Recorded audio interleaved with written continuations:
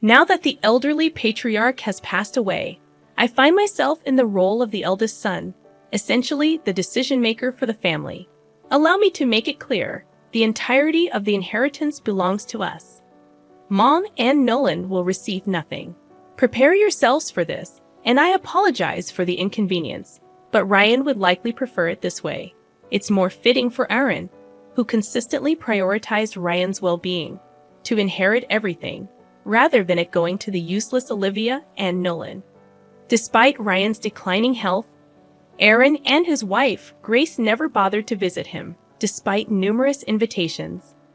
After the funeral, their sudden appearance shocked everyone as they made audacious claims about taking the entire inheritance.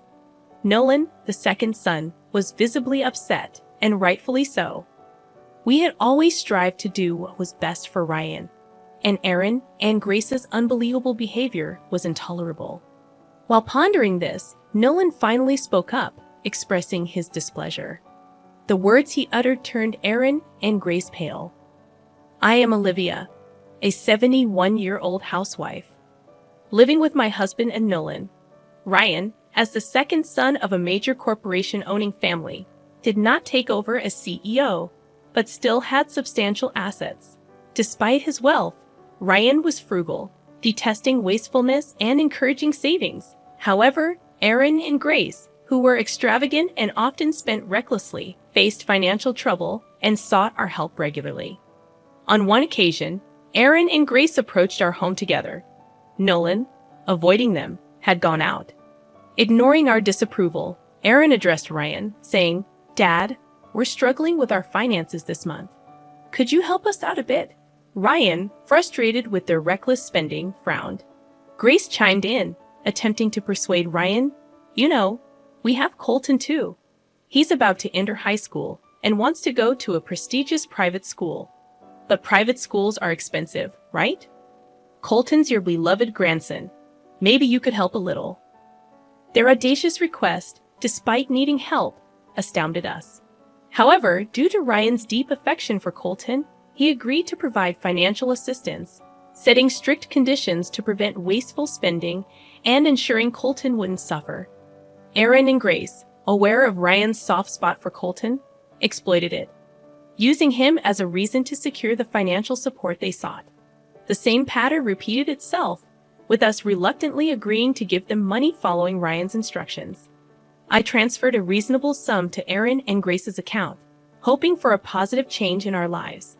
However, our efforts seemed futile. More misfortune struck when Ryan collapsed, prompting Nolan to call an ambulance. Ryan was diagnosed with advanced cancer, and the treatment offered no guarantees. Devastated by this news, we resolved to support Ryan until the end. I visited the hospital daily, while Nolan, despite working, spent his days off by Ryan's bedside. Yet despite his deteriorating condition, Aaron and his family never visited. Ryan grew increasingly weary and longed to see Colton, whom he adored. Unable to bear seeing Ryan so lonely, I contacted Aaron and Grace, requesting them to visit with Colton. However, they responded dismissively, stating it was a hassle and never showed up. Ryan's battle with cancer lasted about a year, taking a heavy toll on him. After a long struggle, Ryan passed away, leaving an indescribable void. Nolan supported me, even though he must have been hurting too. Despite being overwhelmed with grief, I couldn't help with the funeral arrangements. Aaron and Grace never offered assistance, remaining heartless even in the face of Ryan's death. Ryan's funeral, a quiet affair attended by close family and friends, saw no sign of Aaron and Grace. After the funeral, as Nolan and I placed flowers and sympathy cards on the altar, the doorbell rang. We exchanged glances, realizing it was Aaron and his family. Colton's presence, after such a long absence, felt strange. Aaron casually mentioned they couldn't make it to the funeral due to a family trip they had planned. Grace and Colton followed him into the living room, their audacity astonishing us. Apologetic words seemed insincere, and their lack of empathy hurt deeply. I was even more taken aback when Aaron uttered something unbelievable. Now that the old man's gone, as the eldest, I'm pretty much in charge. Listen up, the entire inheritance is ours. Mom and Nolan get nothing, just so you know," he declared confidently. In disbelief, I blurted out, "Sorry about this, but Ryan would be happier this way. It's better for the inheritance to go to Aaron," who always considered Ryan first, than to useless Olivia and Nolan. Aaron and Grace's outrageous claims stunned me. After leaving everything to us and enjoying their easy life, they now showed up to claim Ryan's inheritance. I couldn't bear the thought of even a part of the inheritance ending up in Aaron and Grace's hands. While we were struggling with this dilemma, Nolan suddenly spoke up, flipping the situation. "I've been thinking Colton doesn't really look like Aaron," Nolan stated. Everyone, including Aaron's family and myself, was shocked by this statement. "Now there's no time for this, Nolan. What are you saying?" "Colton is definitely Aaron's child. He just takes after me," Grace reacted strongly to Nolan's casual remark. Her face turned pale, as if a taboo subject had been broached. "Why are you so flustered?" "I just mentioned it casually because I was curious. Also, Colton doesn't seem to resemble Grace either, or is it just me?" Nolan suggested. As we took a closer look at Colton's face, he didn't seem to resemble Nolan or Grace, especially since Grace claimed he looks like me, which didn't seem quite right. Aaron, apparently thinking the same, turned pale and glared at Grace. "Are you accusing me of cheating? Could Colton not be my son?" Aaron said, grabbing Grace by the collar. Grace frantically denied it, saying, "No, that's not true." But her denial lacked credibility. The situation was escalating, and without intervention, it could spiral out of control. Eventually, Nolan stepped in, saying, "Calm down. It'll all be clear once we do the DNA test." We decided to conduct the test. Grace kept arguing, saying there's no need for that, and doubting our parental bond. Although Aaron complained about this, he seemed determined to take a DNA test with Colton in the near future, not swayed by Grace's words.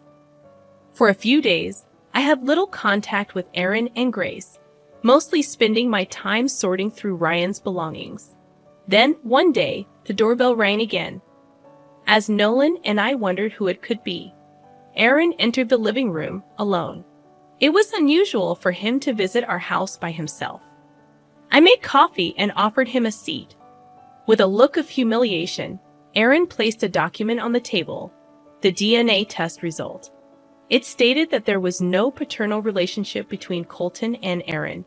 In other words, Colton wasn't Aaron's child. "I've been deceived by Grace. Colton must be the child of her lover. She betrayed me," Aaron exclaimed, his face turning red with anger. While cheating is undoubtedly wrong, Aaron may deserve some sympathy for being deceived. However, I couldn't find it in me to sympathize with Aaron. We hadn't forgotten Aaron's past unreasonable behavior, and Grace's betrayal didn't justify taking Aaron's side. I wouldn't be satisfied until I thoroughly confronted Grace. "Please help me. Your oldest son was deceived, and you must be upset too. We need to unite as a family now," Aaron pleaded, taking her hands. Still, I couldn't bring myself to cooperate with Aaron, and my feelings were cooling even more. Seeing this, Nolan spoke up. "Sorry, but I can't support you, Aaron. You betrayed Dad too. We haven't forgotten that Aaron was one of those who abandoned Ryan. If he had supported Ryan, then maybe his loneliness would have been lessened." Thinking of this, I couldn't easily forgive Aaron. That was a different time.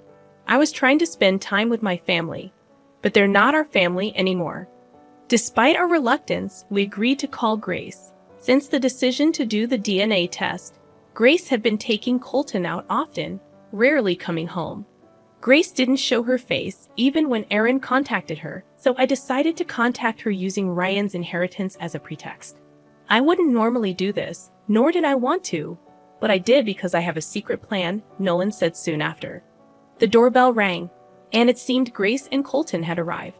As I opened the door to let them in, Grace frowned at Aaron's jacket hanging next to the door.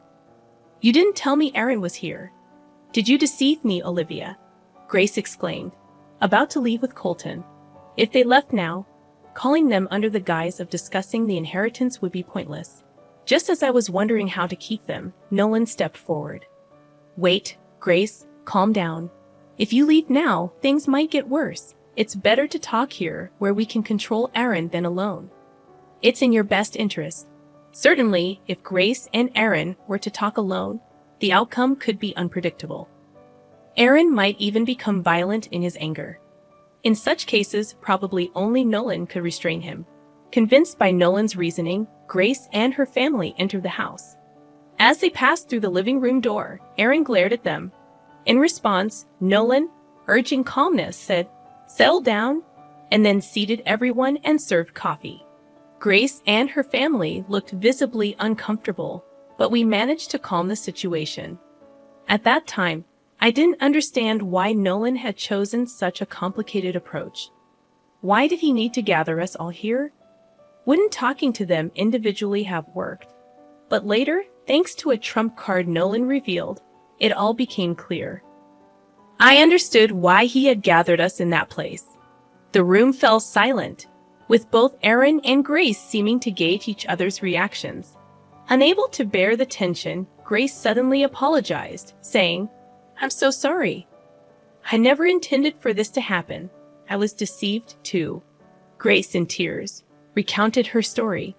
Her affair had begun over a decade ago with a colleague from her workplace. At the time, she had already been in a relationship with him before meeting Aaron. However, her lover was married with children. Grace claimed they drifted apart. And that's when she met Aaron. Aaron fell for her at first sight and passionately confessed his feelings. Grace, whose feelings for her lover were fading, started dating Aaron and eventually married him. About a year later, Grace reconnected with her distant lover. She hadn't expected to meet him again as she had quit her job by then. Their rekindled romance led to Grace becoming enthralled once more, and that's when she became pregnant with Colton. However, around the same time, her lover moved away with his family, effectively abandoning Grace.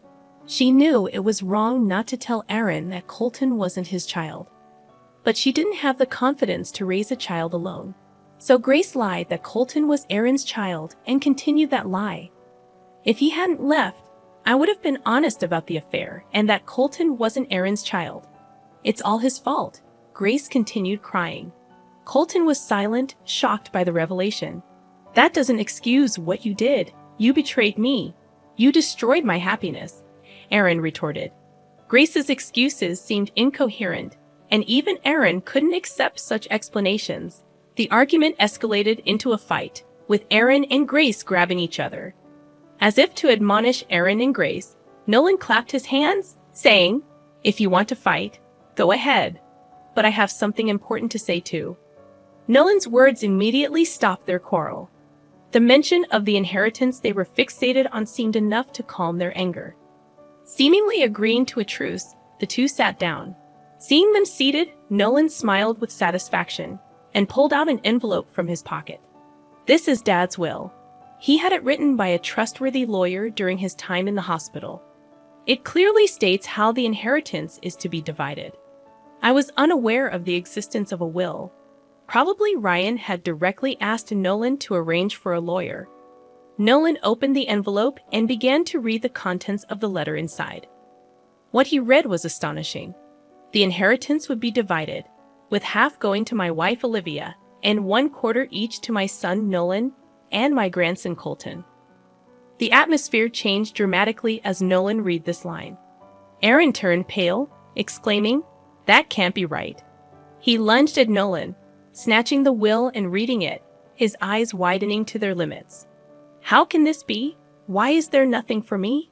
As the eldest son, Aaron had always assumed with certainty that he would receive a larger share of the inheritance. Yet hearing that he wasn't allocated even a small part, Aaron couldn't possibly accept it. Disheartened, he slumped to the ground, repeatedly reading the will, hoping for a different outcome. However, the content remained unchanged. Taking the will from Aaron, I reread it to confirm, and it seemed there was no mistake in what Nolan had read. Naturally, Aaron, you and your wife had received substantial support from Dad. Dad was well aware that all the money was being used for your frivolities. That's why he decided not to leave anything for you. Nolan spoke calmly. Ryan's secret trump card had indeed managed to plunge Aaron into despair. By the way, I've already informed your parents, as per Dad's instructions, that the portion of the inheritance going to Colton will be temporarily held by your parents. So it's better not to think you can misuse Colton's inheritance, Nolan continued. Aaron was left questioning how this could be. It seemed that Nolan and Ryan had carefully acted to prevent selfish wastage. In that case, surely the portion allocated to Colton would be used for his future. Ryan had been concerned about Colton until the end. The two issues that surrounded us, Grace's infidelity and Ryan's inheritance, were finally resolved. We no longer needed to devote time to Aaron and Grace. After the discussion, Aaron's family returned home, looking dejected. The next steps were for them to discuss among themselves. As expected, Aaron and Grace ended up divorcing. We who had heard Grace's confession that day became undeniable witnesses, and Aaron demanded substantial compensation from Grace. Further disputes arose over the custody of Colton, as both wanted sole custody, knowing that Colton would eventually secure the inheritance. Myself, Nolan, and Grace's parents intervened in the negotiations. Eventually, it was decided that Colton would stay with Grace's parents until he came of age. Once the divorce was finalized, Aaron started visiting our house frequently, saying, "Let's live together." Feeling unable to accept him as family after all that transpired, we moved out, almost fleeing from Aaron. We changed our contact details, making it unlikely for Aaron to reach us. Grace, for her part, seems to be having a tough time. From what I've heard, her parents are furious over the incident. They paid the compensation, but until she repays it in full, she's not even allowed to see Colton. Meanwhile, we are living a happy life, following Ryan's philosophy. We carefully save the inheritance we received and make sure not to squander it, even though we have money. Since then, Nolan has been working diligently and was recognized for his abilities. John from B asked him, "Why don't you come to work for our company?" So he changed jobs, and now he seems to be an executive at the company where John is the CEO. I still consider Colton my grandson despite everything that happened, so I asked Grace's parents if I could visit him. He recently got into his first choice high school, so we celebrated by going out for a delicious meal. The incident with Aaron and Grace remains a deep emotional scar, but it also taught us the importance of relationships. I will use this lesson to live my life going forward.